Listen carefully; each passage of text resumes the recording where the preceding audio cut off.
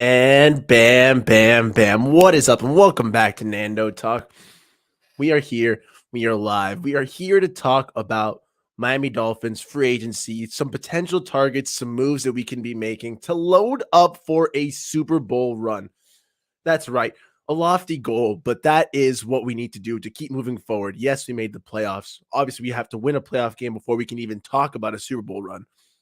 But why not do it all in one go? Why not win our first playoff game, then win a divisional round, then win the AFC Championship, and then win a Super Bowl all in one fell swoop? Why not aim high? I think we're just a couple pieces away from being a serious contender. We got hit by some injuries last year. We clearly lack some depth, maybe some true help at middle linebacker. We've got guys who can blitz like Jerome Baker. We got a run stopping beast like Landon Roberts, but we don't have a true middle linebacker. So that's obviously something we're going to talk about. Right tackle, left guard, offensive line depth in general, some secondary depth in the cornerbacks, maybe a third safety to a little upgrade from Eric Rowe. Brandon Jones, Javon Holland are our guys, but we do field three safeties. Little moves like this. And obviously, we'll talk a bit about quarterback as well. We'll try to save it towards the end because, like I always say, there are so many positions on this Miami Dolphins team to talk about, so many holes to address, so many things that we still need to work on. And as we wait for a defensive coordinator, why not look towards some free agency stuff? Yes, March 15th is when free agency opens. We cannot make any moves till then. But I'm going to start talking about free agency. I'm going to start talking about the draft. I'm a little sick right now, so it's a little hard to catch my breath. But hey, we're going to go. We're going to keep pushing through it. We're going to live stream it up. And it should be a fun one. So bear with me. Stay tuned, guys. This is some Nando Talk. Fins Up Friday. Free Agency Friday edition. It's going to be a good one. We're going to kick it off, I think, by just remembering that last year we made some couple splash moves. We got Tyreek Hill. We traded for him, so it's not a true free agent move, but we did sign Teron Armstead. We signed Connor Williams. We made some big plays. We paid money for Cedric Wilson. He wasn't that useful, but at the time was a wide receiver 2 move that got bumped down to wide receiver 3 when we traded for Tyreek. We made some nice signings. They were good, and we made it to the playoffs. We maybe fell a bit short of our expectations of winning our first playoff game, but all in all, it was still a pretty decent season. This year, we aren't going to be making those big, flashy signing moves. We might make a couple trades. We might sign a couple guys, but for the most part, we are going to be dedicating this free agency to filling out holes. Between free agency and draft, we're obviously going to be trying to flesh out this roster, trying to add talent. But I like to think that what we can do in free agency determines what we do in the draft. Obviously, it'd be nice to say, hey, we're going to draft a nice running back, draft a linebacker, draft a corner, draft an offensive lineman, chick, all home runs. Obviously, it's not going to be the case, not only because of we don't have a first round pick, not only because we don't have all the most draft picks in the world, but also because that might not be how the board shakes out that day. So the smartest thing to do is try to target some holes you can in free agency. And then whatever you miss there, you hope to address that in the upcoming draft. If done correctly, you can knock everything out in one offseason, good to go, ready to rock, and we're good for a Super Bowl. That's what I'm aiming for. And we'll talk about a couple of those players. Sorry. The old asthma is kicking my ass today, but hey, we should be good. We should be ready to rock right now. Ooh. All right, so like I said, we're going to talk quarterback in a second, but we are going to start on offense. Little bit of running back talk. I did not know that all of our running backs were up for free agency this year. I thought, yes, Raheem Mostert, Jeff Wilson, we were on their 1-year contracts. I didn't know Ahmed and Gaskin were also up as well. I knew about Gaskin, but maybe not Ahmed. The point is, while we are going to obviously be bringing some of those guys back, right now we have 0 on the roster. In an ideal world, we can bring back Raheem Mostert and Jeff Wilson. They did fine for us. They were very serviceable. A nice little 1-2 wombo combo up in there. More lightning and lightning. They were very similar kind of running backs, relying on their speed, but the knowledge they had of the Mike McDaniel system just allowed them to make the most of what they could do. They were running hard, running well, very efficient at times with their touches, and that's what I want to see from my running back. I don't need to see the craziest flash. I don't need to see this. Running back is a position that at the end of the day, short shelf life. The cheaper you can get it for, the cheaper and the most efficient you can get for it, that's what I refer to running back. I'm not going to spend a first round pick on running back, maybe not even a second round pick. A third or fourth rounder, a day 2, day 3 guy is fine. In free agency, maybe a not too expensive veteran, which is why I was very happy when we got Mostert last year. When we traded for Jeff Wilson for a fifth round pick, I was fine with that. If we can bring them back for serviceable contracts, I'm okay with that. But we do have the option and the luxury, maybe, of going for a true workhorse feature back. A couple of guys are hitting the market this year. Guys like Josh Jacobs, who's coming off of a disgusting year out of Las Vegas with the Raiders. Yes, he's a Bama guy. Yes, he's going for his second contract right now. The Raiders had declined his fifth-year option before this year. This year, he comes in and he tears it up. I think he has the fourth most rushing yards in the NFL, or most yards of scrimmage by a running back. Something ridiculous. Okay. My guy, Josh Jacobs, is a hard bruising running back. And he'd be nice to have down here in Miami. Be a nice physical presence, someone we can run that rock with whenever we need to, impose our wills on other teams. I like what we can potentially bring in Josh Jacobs. Now, the Raiders are going to be working to try to bring him back, so it is not a done deal, but it is something to keep an eye on as we head into this free agency. If he hits the market, that is someone I want to target.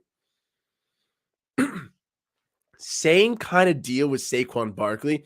And actually, according to Las Vegas, we are the number 1 odds favorites to get Saquon. He's plus 300 for us, plus 400 for the Bills, and then it starts increasing from there. And I'd want him just to spite Buffalo in general. He's also a pretty talented back. Yes, the concerns with him more than Josh Jacobs, and the reason why I have Jacobs ahead of Saquon is mainly just because Saquon has a bit of those more injury concerns. He is asking, I heard, around $16 million, just pretty hefty contract. Like I said, I prefer running backs who are a little cheaper, unless they're freaking good. Saquon is an amazing running back who, coming into the NFL, was an insane prospect. Yes, some injuries derailed him, but when he is healthy, when he is ready to go, there's no running back quite like him. Saquon's, those legs are monstrous. They command such power. But with a nice mix of speed as well, Saquon Barkley could be a true game-changing running back here in Miami that we have not had in a long time. But Jacobs and Saquon are both going to be kind of expensive, and they're a bit of a luxury guy, so I don't know how we feel about them. What about you? What is up, P? 33 days and no doctor's cleared to play football again. I think the organization can't be held back with this, and we should really be grabbing QBs like Josh Dobbs, Baker Mayfield. I'm down. I'm always down to ask QBs to come in, man.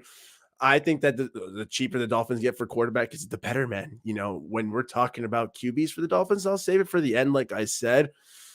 If you actually want to read the article, like I'm sure you have, but I know, Pete, you got your takes, man, and that's fine. The article already says that Tua was held out of the Pro Bowl because it's the best thing for his long-term health, and that's all that matters. So many times players miss the Pro Bowls because it doesn't matter. They're just concerned about their long-term health, and that's fine. That's it. So we move on, and we have so many other positions to talk about on this football team. So back to running back. No worries, bud. All good. Appreciate you for tuning in. Bada bing, bada bang. Damn, I hate being a little sick, man. There are cheaper options at running back, guys. Guys like a Tony Pollard, who, well, he did hurt his ankle in the playoff loss with the Cowboys. It's going to be weird to see if they're going to tag him because of the injury, if they might let him walk. Who knows? If he does walk, it's a shame to say because of the injury, but he would be at a bit of a discounted price. That could be a bit of a cheaper option for the Dolphins while we wait for his recovery. It doesn't seem to be too serious. It is a break, but nothing like muscular, nothing that should be damaging nerves, anything. So we should be fine on that end with Tony Pollard if we do opt to go that route. There's some other guys who, after that, I'm not too interested in, the Miles Sanders, the Dave Montgomerys of the world. Those are guys who they're going for their second contract, but they didn't really inspire too much in me that first year. Montgomery a bit, Miles Sanders at times as well. but never anything consistent. Very up and down, rocky. And hey, go for another team. I'm okay with that. Now that being said, if McDaniel does think he can reclaim them, I do trust his running back eye, so I am fine with that. But even then, like I'd rather at that point just go with our vets and hope we get someone in the draft. If we don't get someone too promising in that first round of free agency as a running back, maybe like those higher end guys like a Saquon or a Josh Jacobs, if we don't get someone like a Pollard, I don't really see us going for a running back in free agency. We'll probably just go for one back in the draft and re-sign some of the guys we had last year. Um, there is, Jamal Williams coming out of the Lions. If they keep him, maybe they don't. Maybe they let him walk. He did pace a lot of touchdowns this year, but I don't think he's someone who is that flashy, that big of a name. Again, at that point, I'd rather keep our veterans than bring in a new one.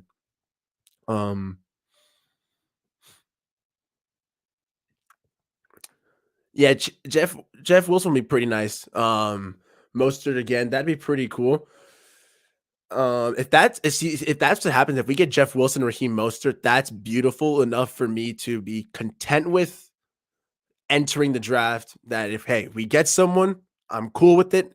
If we're able to draft a running back, we're perfect.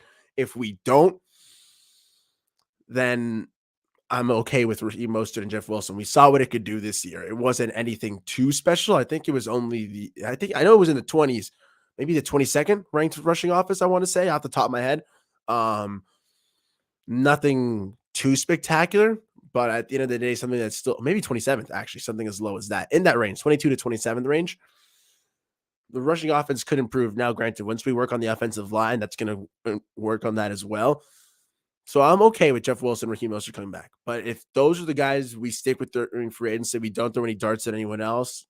I'm hoping we at least get someone in the round 3, round 4, a little running back there, a little bit to add some new life into this running back room. Again, only those two guys would give us 2 running backs on the roster. We'd still need a couple more. So we had 4 this year. So good point, though.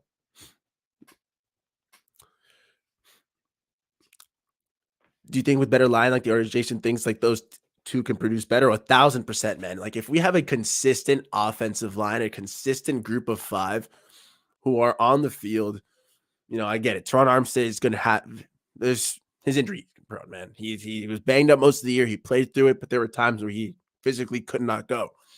And I don't blame him. He had like at one point 3-4 injuries between his hip, his pec, his toe. My guy was battling through some stuff. But that means we've got to prepare. We've got to add more tackle depth. We need to improve right tackle most likely, but at the very least, add depth at both tackle positions. Maybe a left guard improvement, maybe at least some depth if we're going to be content with sticking with Liam Eichenberg. But if we have a better offensive line as a whole, 1,000% Pete, 1,000% everyone. I think that it's going to help our passing game. It's going to help our running game as well. Jeff Wilson and Raheem Mostert, for what they were running behind at times, they did pretty well. And it's why it sucks that McDaniel shied away from the run at times. I understand when he was looking at what our offensive line was and what we had to run with, but still, Jeff Wilson, Raheem Mostert, talented, pretty guys. What's up, Bob? Thanks for tuning in, man. Consistent O-line. Damn, that's a dream I'd love to see.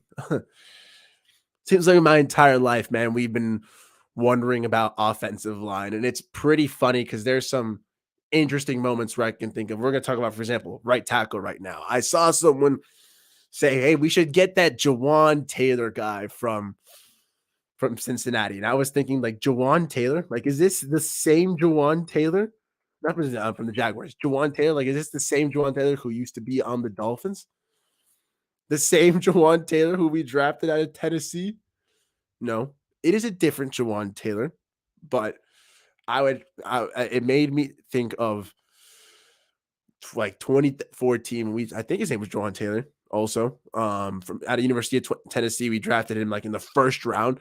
I thought finally we got a great tackle, and he was okay. He was okay, but the Dolphins have never had a true offensive line, man. If we could have a real offensive line, a real consistent group, and like I said, yes, injuries are going to be a factor, but if we have a group of 7 guys, 5 starters, 2 guys who fill in at times, but for the most part, we don't go any deeper than that. Okay, we're not calling up practice squad offensive linemen.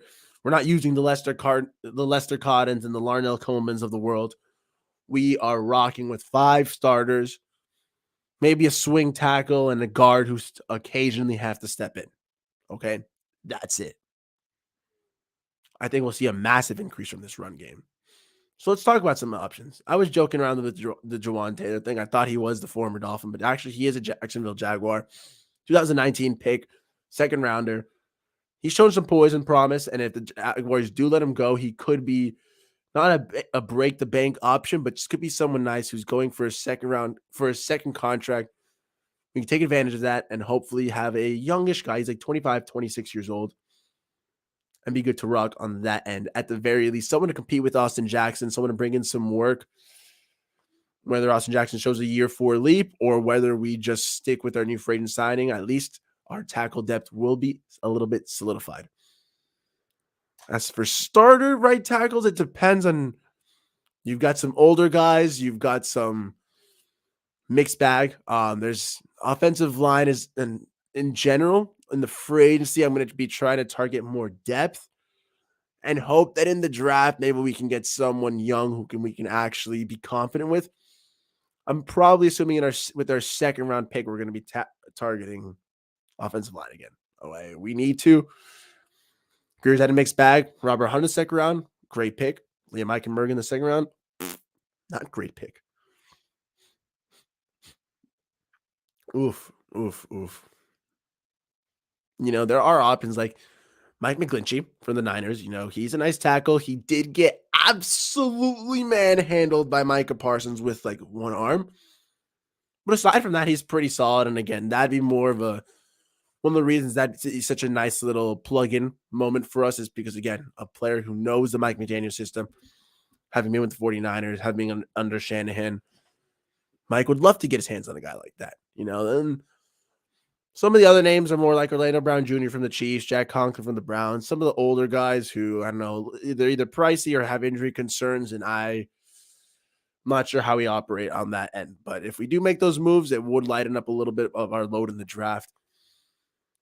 Because guard is a little weak, bro. Like I've got to look a little bit more into who starts being freed up for offensive line. From what I've been able to see, there's not too many options. Again, it is January 27th, and free agency doesn't open up till March 15th. So we got about a month and a half before a lot of decisions. A lot of these teams are still in the playoffs. We don't know what's going to happen. But really, for guard, I didn't really see anything except for like Elton Jenkins out of the Packers. And even that, it's like, okay player.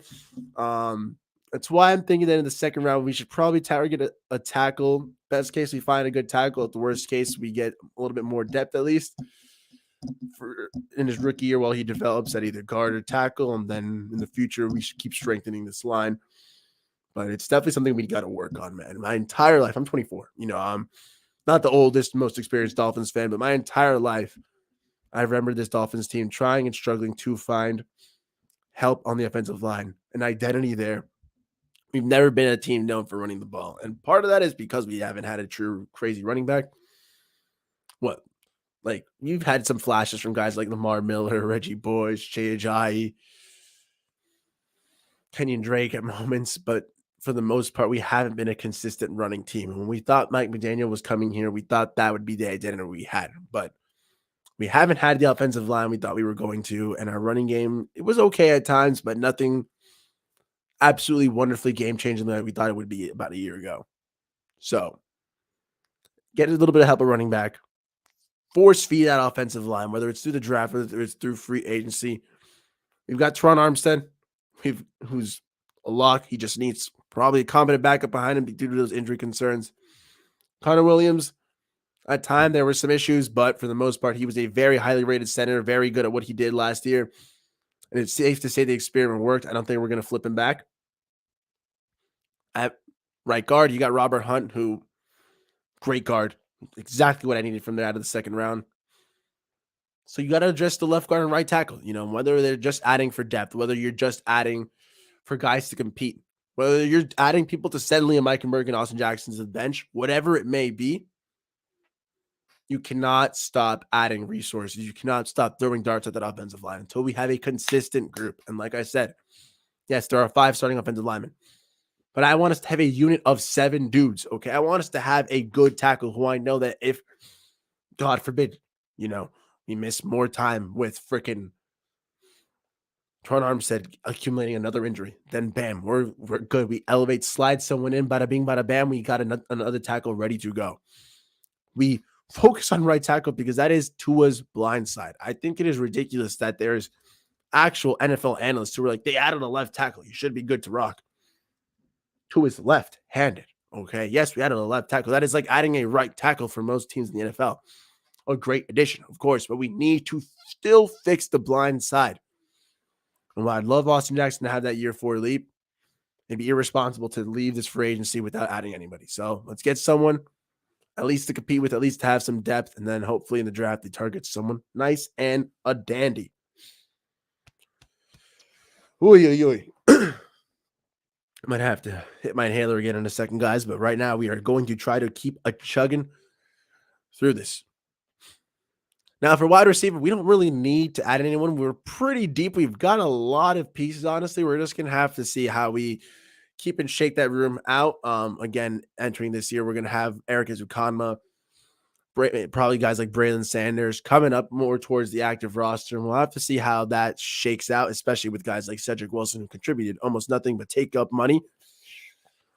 Maybe we move on for him via trade, and then we might do something in free agency. But for the most part, I don't really see us doing too many moves at wide receiver.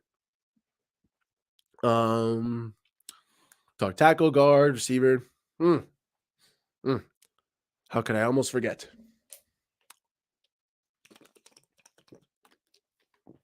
Tight end. Mike Gesicki, if you didn't hear Chris Greer's press conference a couple weeks ago, said Mike Gesicki has earned the right to be a free agent. Okay, and I don't know about you.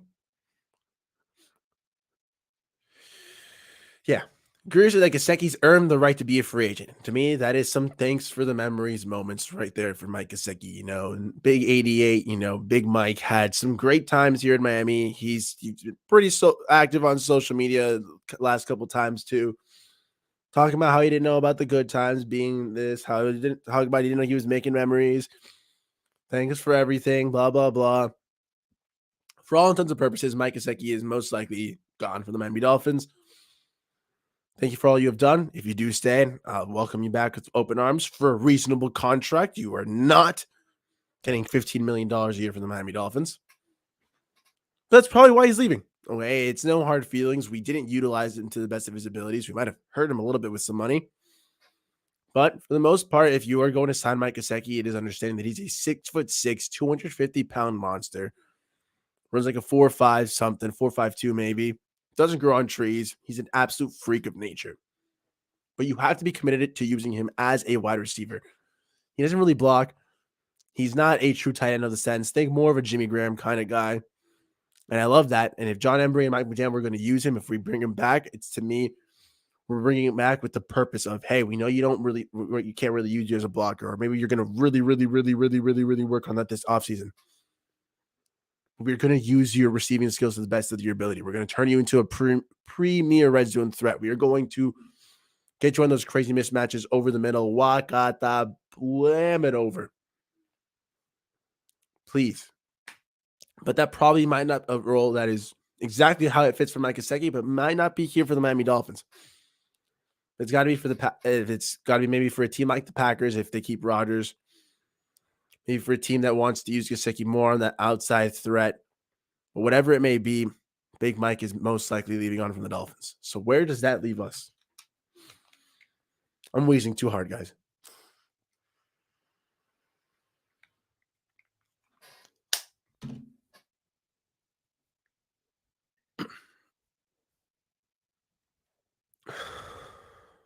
Okay.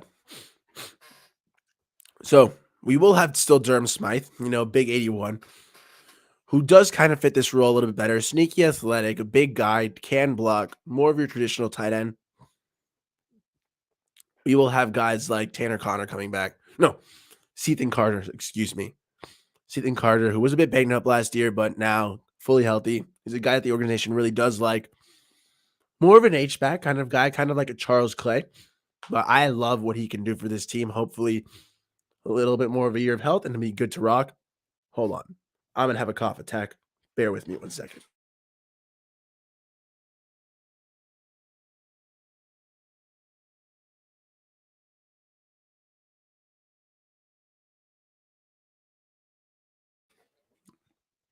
All right. Where were we? Ethan Carter. Great young guy. I like what he can do. A mix of returning a veteran like Durham Smythe, continuing to go with a younger guy like Ethan Carter could be pretty promising. Speaking of young guys, we do have Hunter Long still, who we did draft in the Flores time out of Boston College, but the hope was that he could be a good addition for this team, a guy who could be serviceable for a while to come. It'll be big to see if we add a tight end or not in free agency. If we think that we have the room, the tight end room, if we have the roster that is fine enough for John Emery and Mike McDaniel's vision, if they think that is what we are good to go with, by all intents and means, I'm still going with the offensive minds of a guy like McDaniel, of a veteran tight end coach like John Emery. Let's go for it. Unfortunately, or fortunately, Mike Gesicki is one of the best tight end options on the free agency. So if we let him go, it's a little bit interesting to see how can we upgrade. Really, we'd only have Dalton Schultz, and whether the Cowboys keep him or not is still up for debate. If they obviously can only use the tag on either Tony Pollard or Dalton Schultz. And as we talked about earlier, Dalton, it looks like they might use a tag on Pollard because of that injury, because of the uncertainty of what's going to happen with him, which means Schultz would walk. Now, if they use a tag on Schultz, his point is null and void. But if Dalton Schultz walks, yes, he had a couple boneheaded plays that I got really mad at the end of the Cowboys 49ers loss. Didn't fight through contact, which resulted in him being marked with no forward progress, inbounds instead of out of bounds. So the clock keeps running beyond soft play. Okay, all he had to do was fight through a tad bit of contact. And how many times have we seen Mike Gesicki do a little move or try to put his arm and not go through the contact as if he is not a 6'6" mountain of a man? Schultz obviously has showed a bunch of toughness throughout the season, so that is not a true knock. But hey, I still think that Schultz is a good fit for this. And then that other bonehead play where he just, I don't know, he lagged, he glitched it. His foot just hovered over the field and did not touch, and they resulted in a no catch. Aside from that, Schultz had a very good year this year. He was a very nice weapon for Dak Prescott, and hopefully, whether it's Tua, whatever quarterback stays to be for the Miami Dolphins, I think that Dalton Schultz could be a nice weapon. Again, more of that traditional tight end role that seems to fit John Emery and McDaniel's system a lot better. A super Durham Smythe would be Dalton Schultz. Wow, we are chugging along.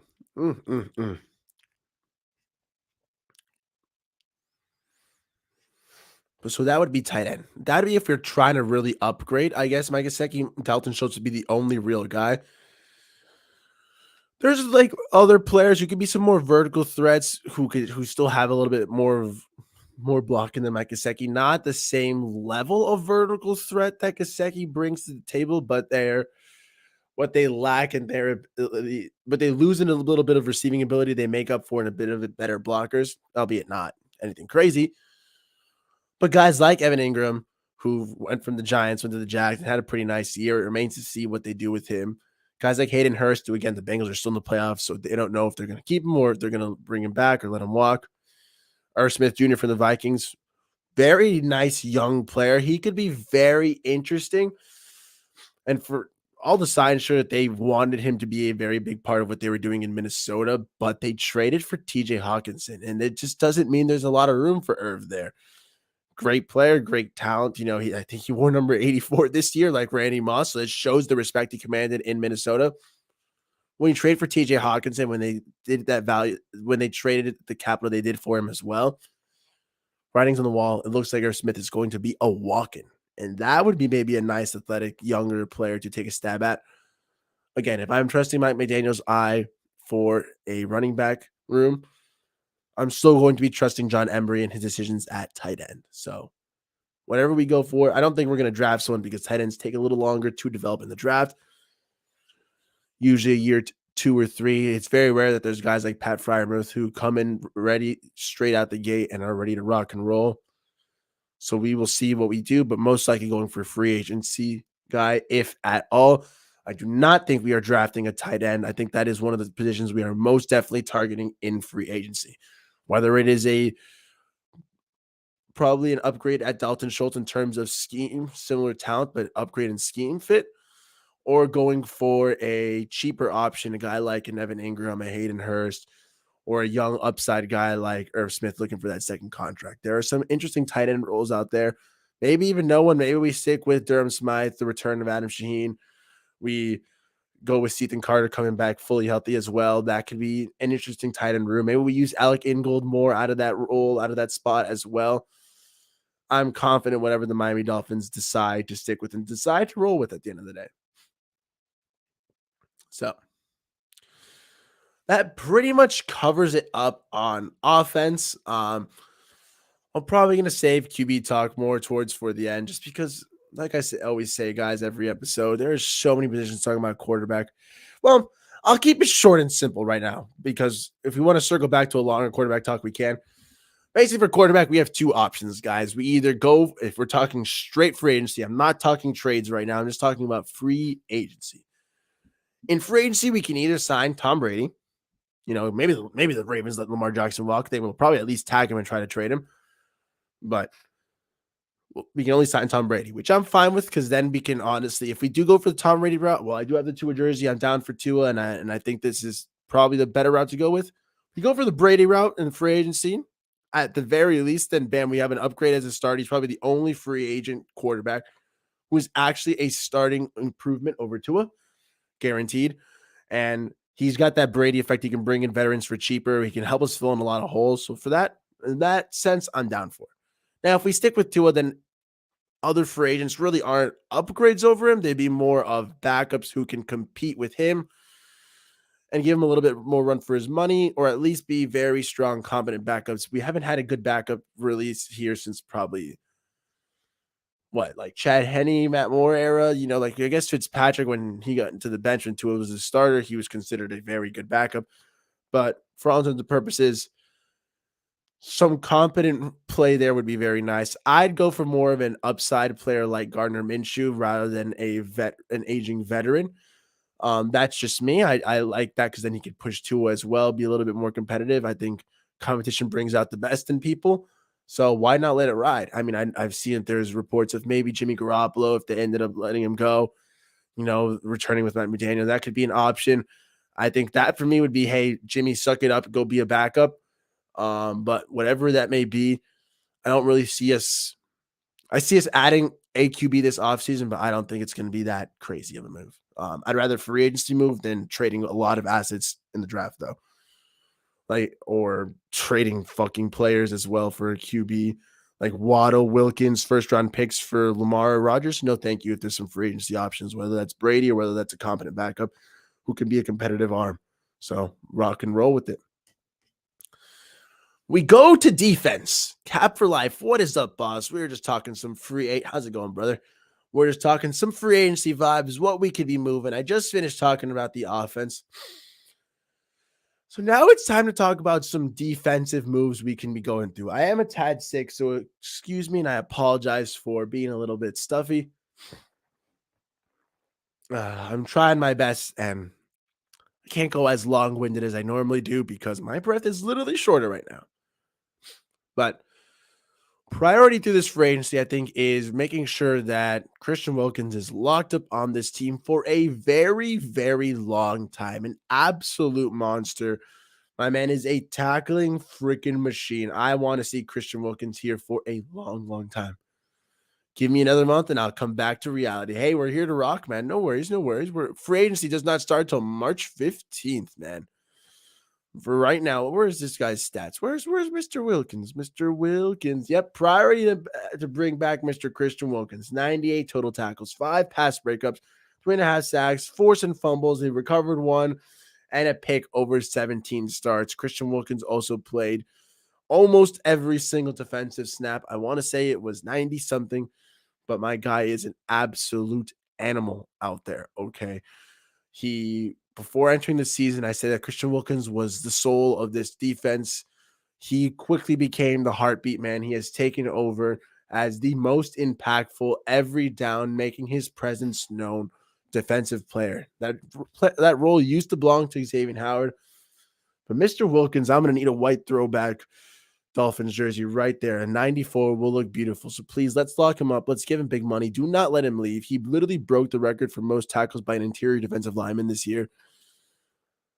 My God. Pairing him up with Steeler, pairing him up with athletic outside guys like Chubb and Phillips is a recipe for absolutely havoc-wrecking nightmares for any offensive coordinator, for any quarterback, for any game plan that involves you going on the ground. You are done. Hopefully, if you've got those big guys. There was that one game, I want to say it was the Chargers game where Christian Wilkins had 12 tackles from interior defensive linemen. Absolute space eater, collapsing that pocket. And there's some good interior defensive linemen out there on free agency, but it's all up to him bringing back Christian Wilkins, man. Well, he is that guy. He's better than anyone on the market. No one even comes close to him. Keep Wilkins, and that's all we need to do, man. Going for edge guys, I don't really see us on that. Maybe we go to work on bringing back Melvin Ingram, but we did just make a big trade for Bradley Chubb and offered him big money. We played Ogba big money last year as well. I don't see us making too crazy of moves on that end for edge or any crazy pass rushers.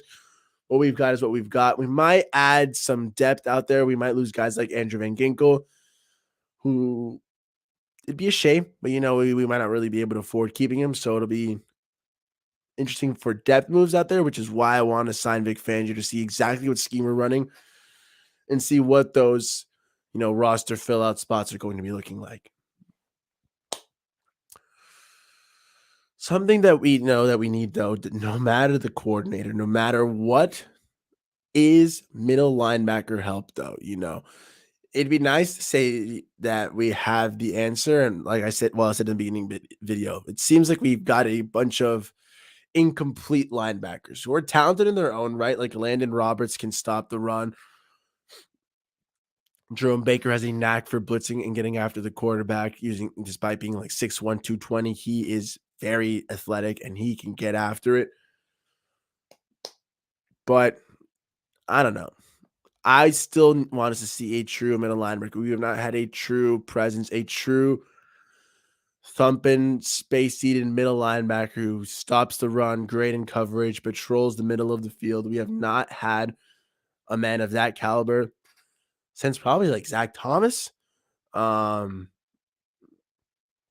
Like what? Like Kiko Alonso is maybe one of the best middle linebackers we've had in recent years. Like that's ridiculous. Kawamisi? Like little stuff like that, man. John, hey, appreciate you, boss, man. Always. Thanks for tuning in, boss, man. Yeah, the hoodie is a nice little touch. Got it for Christmas a couple years back. But we had to have the damn, man. You made my day. Good vibes for Fins Up, Chins Up Friday, man. But the point is to say that we have not had a real middle linebacking presence there, a complete all-around guy since Big Zach. And even he has not been allowed in the Hall of Fame yet. An absolute robbery. But I digress. We missed out on Roquan Smith. Oh, and that would have been beautiful if we were able to trade for him. Chicago instead trades into the Ravens. Missed opportunity by us. There are going to be some options opening up. I would want a guy like Tremaine Edmonds, coming out of Buffalo. It would be nice to really throw it back in Buffalo's face. Haha, we steal your man. Yes, he did just get tossed around. Yes, he has his up and downs, but for the most part, Tremaine Edmonds is a very good middle linebacker, and he really brings what I need. He can stop the run. He can cover. He's athletic, a hard player. That'd be very nice. Okay, there's some cheaper options, guys like Jermaine Pratt, maybe like out of Cincy, Leighton Vander Esch from Dallas. If they keep him, we'll see how that rocks with. David Long Jr., who's coming for his second contract out of Tennessee.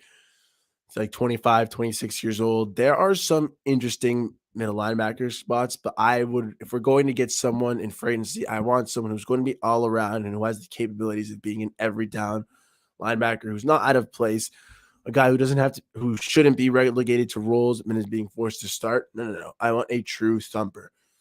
So maybe a Levante David, maybe a Tremaine Edmonds. We'll see how that rolls with. Barring that, though, we might go for some of the cheaper guys. Again, it's why I want Fangio. I want to see what he is going to start aiming for, or honestly, getting a defensive coordinator in general. We'll start helping figure out what area we're going to go with. Blessings. Hawkinson, low key. Like tight end, like TJ Hawkinson. If we got TJ Hawkinson at tight end, that'd be an absolute wonderful move, in my opinion. He is a true old school classic tight end coming out of the league into the league. He was someone who could straight block, who could be athletic, who could catch as well. All around kind of guy. And Detroit used him almost more as a blocker. That's how good at blocking he was. Then he went to Minnesota. They used him a lot more as a vertical weapon. If he came to Miami, he'd fit in here like a glove. That'd be absolute beautiful. But blessings up, Fins of the house. What is up, man? Thanks for tuning in. We got a little Fins up, Chins up Friday, free agency Friday edition. We talked offense for like the first half hour, and we were good to go. Wish we would have grabbed him when the Lions were shopping him. Honestly, man, if that would have been something cool, where it would have been like, hey, Lions, we'll swap you Gesicki for Hawkinson, guys who are of similar talent but different molds as well. Gesicki's that tried and true vertical threat, not much of a blocker, but still a great talent. And TJ Hawkinson is that all-around tight end, very classic indeed, who would have fit John Embry's system perfectly. Unfortunately, it did not happen. But thanks for tuning in, boss. We appreciate you, man. Oof, got some great company in here. Always talking some good Dolphins football right now, guys. Talked offense the first 30 minutes. We're talking defense now. We talked a little bit about interior defensive linemen. Really, it is just retaining Wilkins, making sure Wilkins and Sealer are on the Dolphins for a long time, and we're good to go. Outside, I don't really see us adding too much as well, considering we just added for Ogba. We have Chubb still as well. But Ogba, we just paid big money. Jalen Phillips still has to keep growing. And if we do bring a guy like Fangio, he likes to keep it a little lighter, rush with four, not really blitz as much. So I think we'd be fine there. Maybe just keeping some depth out. We talked linebacker as well. So let's move on to safety. Okay. And this is where it starts to really get interesting for the Dolphins. Eric Rowe, thank you for what you have done. You are no longer the tight end killer of old. One of the guys who, it's not like he's done anything to totally merit like moving on from him, but if we can improve, I'm always down for it. When I say I want a third safety, it is not because of Javon Hall, not because of Brandon Jones, who I am confident is going to recover beautifully. And we do have guys like Ron McKinley, who entering their second year, undrafted free agent out of Oregon, has some nice chemistry with Holland, could be in for some big things. But why not keep improving? Okay, if we normally field three safeties anyways, we've got a lot of packages with that there at least. So we're going to need three. Okay, and Rowe, if we can move on from you, free up some money, and then there's two paths. Either go for the younger option, a guy like Jesse Bates is going for a second contract. We would see what happens with Cincinnati after their playoff time ends. If we can make a move for him, he could be pretty nice. I think he's a pretty decent safety, and he could be an interesting addition here to work with Holland and with Brandon Jones. Or we can go for a veteran like Jordan Poyer, who is in his early 30s. I think he's like 31, 32 years old. Very integral part of the Buffalo Bills defense. He's obviously on the wrong side of 30. He has fallen off a tad, but at the end of the day, he's still a solid veteran, and it'd be interesting to see how we can add him to this room as well. Maybe teach a little Brandon Jones and Javon Holland a little trick or two there, and hopefully just keep improving this team. That's all I want. As a team that I think deserves to be a contender, as the title suggests, this is a world where I think the Dolphins are loading up for a Super Bowl run, and that only happens if we make some big moves. We've got a couple risk with age, and I don't know. What would you guys rather go with? Like, would you rather have a young guy like Bates and hope that he keeps his production after getting paid, or would you rather go for a guy like Poyer and hope that his age doesn't keep making him regress and keep come back to haunt us? Um, Sorry, I'm just fixing this little light here. Doon, doon, doon, doon, doon, doon. But there's more options. It's like those are the only two guys. There is, you know, Julian Love from the Giants, guys like Marcus Epps from the Eagles. Again, with guys like the Eagles, Chiefs, Bengals, and the Niners, we're going to have to wait till their playoff run ends before seeing what they have to do.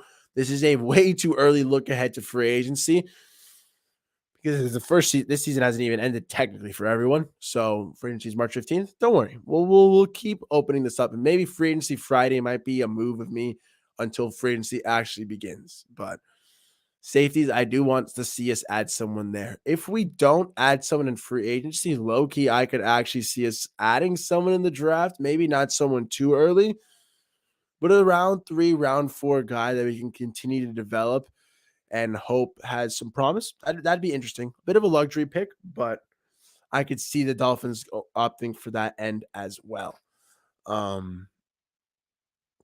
Aside from that, I think the biggest thing that I really think on the defensive side that we're going to have to address, obviously, middle linebacker is one of the biggest upgrades we could have in one player. But when it comes to secondary, I think that really is going to determine what this team is going to look like this year. Secondary depth absolutely decimated. It tore these Dolphins apart, and it really did put us in a bad situation, guys. Xavier Howard was basically the last man standing at one point at a time when I thought this was going to be one of the best secondaries in the NFL. When you looked at it on paper in August, we had Xavier Howard, Byron Jones, Javon Holland, Brandon Jones. We had Nick Needham in the slot. We had True Williams coming into his second year. Or hopefully, he was going to have a big improvement. Big 6'1", 200-pound corner out of Syracuse. And then it all went to shit away. And that's when it all started sliding around, slipping apart, and we saw the Miami Dolphins never even field Byron Jones. We saw Trill Williams tear his ACL in the preseason, bring in Mackenzie Alexander to fill in that hole, watch him go down as well. Later throughout the season, Cater Co, who starts emerging as a nice cornerback too. It's pretty interesting to see. He ends up being the 37th out of 64 ranked corners in the starting corners in the NFL. You love to see that from Cater as being the UDFA Division II corner out of Texas A&M Commerce. He has grown a bit handsy, a bit getting some penalties at time, but for the most part, Cater Kohu does what he needs to do. And did he had to, because so Nick Needham tore his ACL as well. Brandon Jones tore his ACL.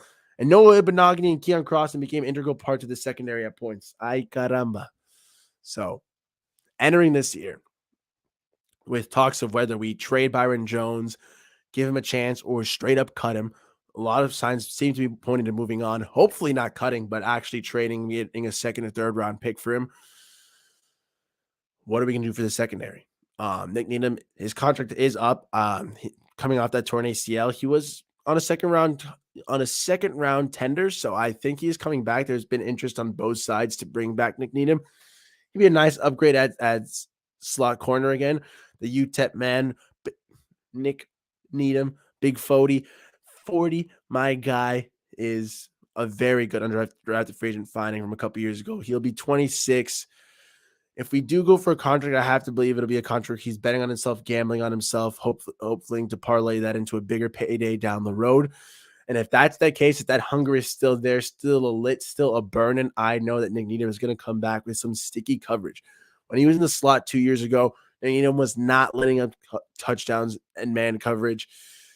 Fangio would ask us to switch a little bit more to zone, but I still think that Nick Needham would be a great return for this Dolphins defense.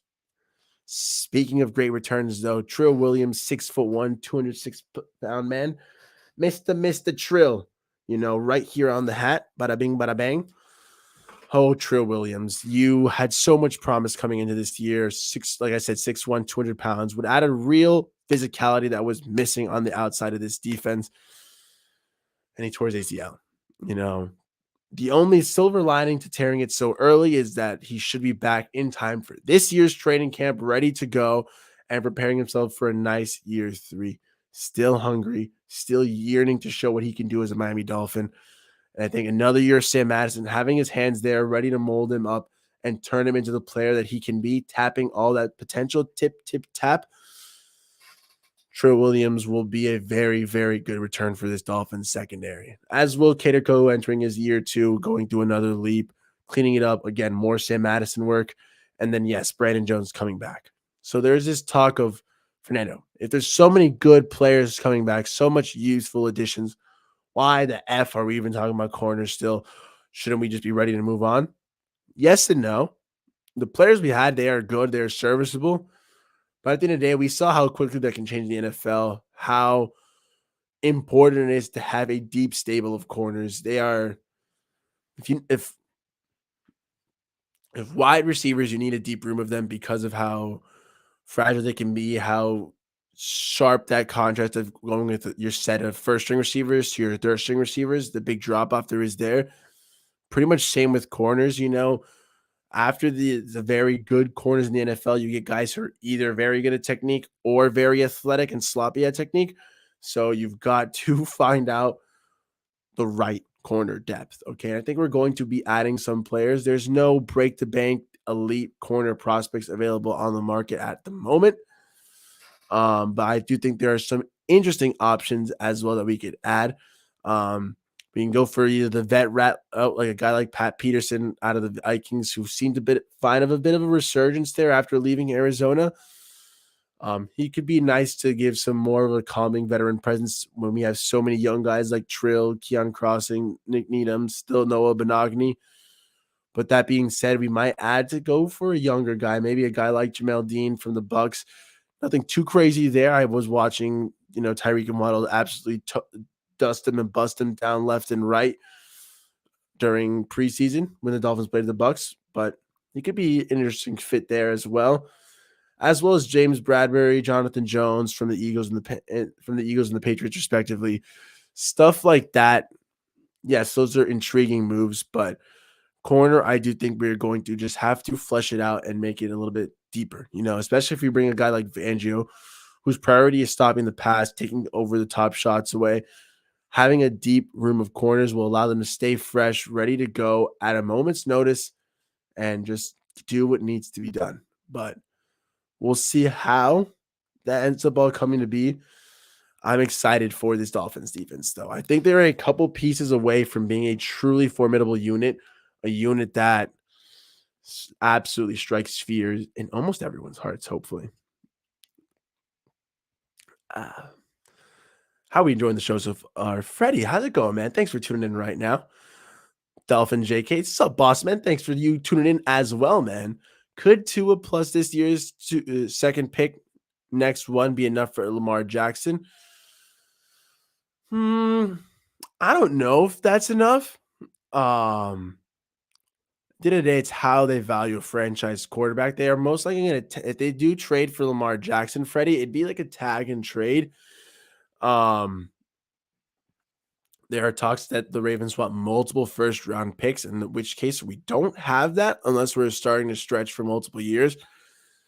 We're already going to be, I think this would be our second or yes, this would be our second year without a first round pick.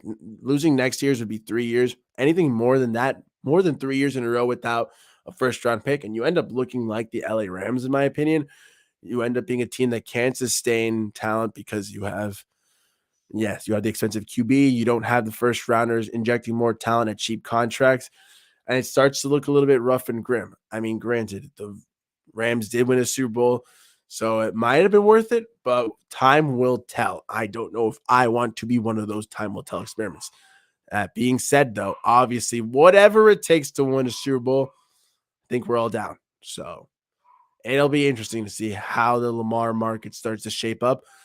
But I did say earlier, that's why if we are going to make a QB move, I'd rather, as painful as it would be, go more for the Brady route just because he is a free agent. He is someone who would not cost us anything except for money, and it is not my money. Granted, it's not my draft picks either, but those draft picks can bring me future Dolphins, and money can, but in this case, let it bring me a QB if it can. So, Freddie, though, Dolphin JK, thank you for tuning in right now. We are doing ready and good to rock, man. I'm probably rocking for 5 more minutes just to get to that hour mark. But hey, it is a pleasure right now. I am a little sick. I am a little under the weather. So I hope it has gone well. I'd like to open this part for questions. If there's anyone like Freddie, that was an awesome one. Does anyone you guys think you want to see in free agency? If you think we can get him, if you don't think we can get him, anything you've heard, anything you want me to address, that'd be a fun time. I was trying to battle through the stuff he knows. The meds were kicking my ass a little bit at one point, but my lungs seem to be battling through, and that's what really matters. So, if you guys got any questions, I would love to hear it. For those who are still in right now, in the meantime, though, if you want to drop a like, that's always appreciated. Share the video, subscribe to the YouTube, to the Twitter. More positive Dolphins vibes, as always, here on Nando Talk. Always just trying to interact and have a fun time. That's the best part, I think, about having a little Dolphins platform to be able to just talk to you guys, the fans. So, like I said, any Dolphins questions on free agency, we'll be doing this segment a little bit more often. I think Free Agency Fridays is a pretty fun one as well. Tinfoil Hat Thursdays is my best one, though. Check that out. It was my video from yesterday. If you haven't seen that already, we talk about Vic Fangio, what it would mean for him coming to the Dolphins. We slap on the little tinfoil hat and we go down the rabbit hole. And I think that might, just to give a taste. For example, if we threw on the tinfoil hat, added it towards free agency talk, I genuinely think that if the Miami Dolphins add the right mix of free agents, and draft picks, and think about it, if we choose the correct free agents, the Miami Dolphins snipe the right moves and allow us the flexibility to go for best player available in the draft, or for even just selecting a couple of crucial holes that we think that it's better to add youthful talent through the draft. Those correct mix of free agency and draft moves can honestly propel this Dolphins to not only win its first playoff game, but its first divisional round, its first AFC championship, and its first Super Bowl in such a long time in one fell swoop. This Miami Dolphins team is not too far off. Yes, what the Bengals have done is pretty scary. The fact that the Bills, even with Josh Allen, might not be enough is a bit of a concern. And the AFC, for all intents and purposes, is rearing up and firing on all cylinders, ready to rock and roll. But what are we going to do? Just give up? No. I'm going to hope that Greer and McDaniel sit down, make a game plan, and fill out the best moves to patch up the offensive line. To find someone good enough to be at right tackle, or at least to actually give Austin Jackson a necessary run for his money, a competent backup to Tron Armstead, to say, hey, we have 0 running backs on the roster right now. Let's bring back Raheem Mostert, Jeff Wilson, see if we add in a younger guy or go for that route through the draft. Say, hey, we're losing Mike Gesicki. We're either content with Durham Smythe and then the young guys like Ethan Carter and Hunter Long we have on the team, or we go for a guy like Dalton Schultz. We say, hey, I'm okay with the running backs, or we go and grab and freaking get Josh Jacobs and Saquon Barkley. We're not going to touch the wide receivers, guys. That we say we're either fine with Tua and getting a competent backup like Gardner Minshew or another young backup who can make some noise in camp, maybe compete a little bit, bring the best out in each other, and make some push there. Or we go and get Tom Brady and allow him to bring in other veterans around him for a cheaper price and load up for a Super Bowl run. Whether it's on defense and we're adding a little bit more pass rushing depth just to cycle through it. We're adding a true middle linebacker to complement Jerome Baker's blitzing abilities and Orlando Roberts' run-stopping abilities, a true middle linebacker to thump away, patrol the middle of the field, and absolutely let their presence be known in coverage and in the run-stopping game. Awesome. Whether it's adding a third safety so that the Miami Dolphins can pull out all the packages they'd like to, get creative with it, and know that there not only is depth, but flexibility in the packages we can roll out with. Whether in speaking of depth, it is absolutely fleshing out this cornerback room, making sure Xavier Howard is not all alone there, either bringing him an absolute monster next to him or hoping that our young guys continue to develop and get another youthful piece in the draft. There are so many things this Dolphins team can do, but I think if they do it correctly, all those little holes, Wakata, you are talking about a team poised and ready to be rocking all the way to the Super Bowl. And that is the future of the Miami Dolphins that I want to see. Guys, it is awesome, man. An awesome time to be a Miami Dolphin. Who do I think has the best year two from last year's draft class and UDFAs? I truly think, and I can't believe I didn't touch on him, dude, Channing Tyndall is a guy that we only saw, I think, for 2 games this season. And if we don't add anyone in free agency and middle linebacker, and we save it for the draft, and maybe even in the draft, we don't really address it, I truly think Finn's in the house that Channing Tyndall is the guy from this upcoming draft class who is going to have the best year.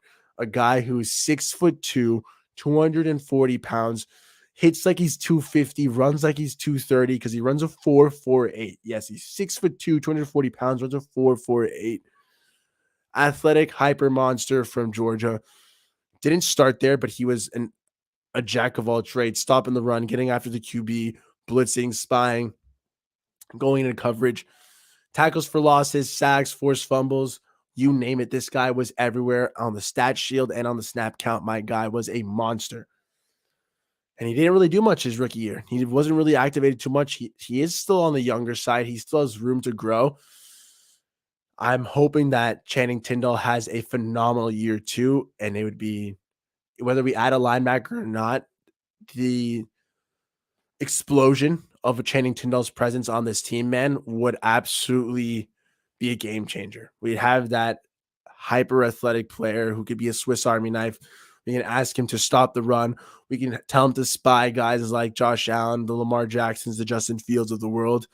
It'd be an epic game changer, man. I think Channing Tyndall, that's the guy I'm rooting for, and that would be, I think, the biggest one. Hell yeah, man. I'm glad you agree, man.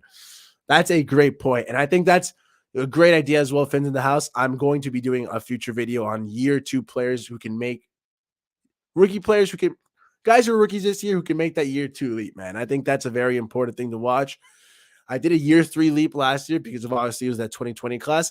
I'll be doing a year 3 leap video this year, but I'm also going to be doing a year 2 leap video. So Fins in the house, that is a great, great thought right there, man. But guys, I wanted to thank you all for tuning in to Nando Talk. I was a little sick, but I told myself I'm going to push through it for an hour. It's just an hour, you know. I want to thank everyone who's tuning in with me, bearing through my sniffles, my coughs, my little breaks and my wheezes. But as an asthmatic kid who loves the Miami Dolphins, I genuinely appreciate you guys to be doing stuff. Yeah, man. Tanner Connor and Ethan Carter, big noise in this tight end room. It's going to be a big one, man. Big one, big one, big one. But for all of you guys who support Nando Talk, genuinely appreciate you. Sometimes it's a little not the easiest to keep my positivity, my positive vibes, but I do try, and it's always fun to be positive and not allow myself to slide into my negativity.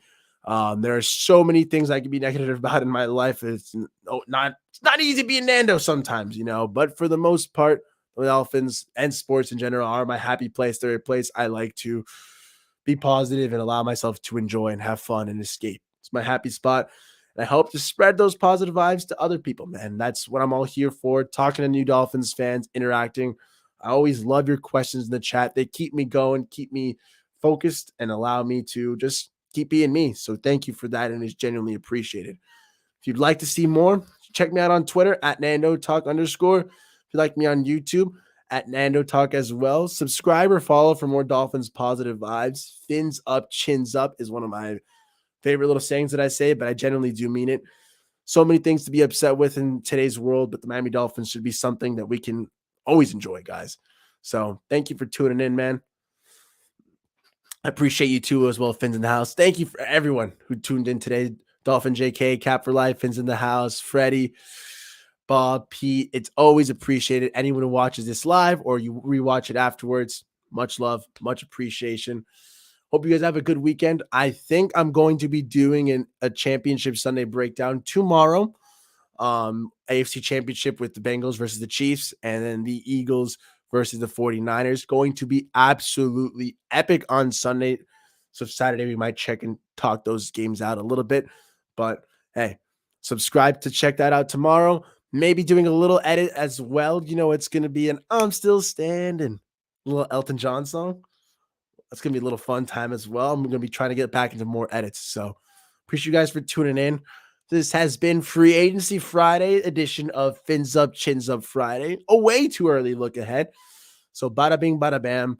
Subscribe for more in the future. As always, my outros are the longest thing in the world, but you guys are awesome. So I do appreciate you all. I'm going to play all the outros in the comments. Let me know which one you like the best so I can trim it down. As always, fins up, chins up, and I'll see you next time. Bada bing, bada bang. Thanks for enjoying Nando Talk.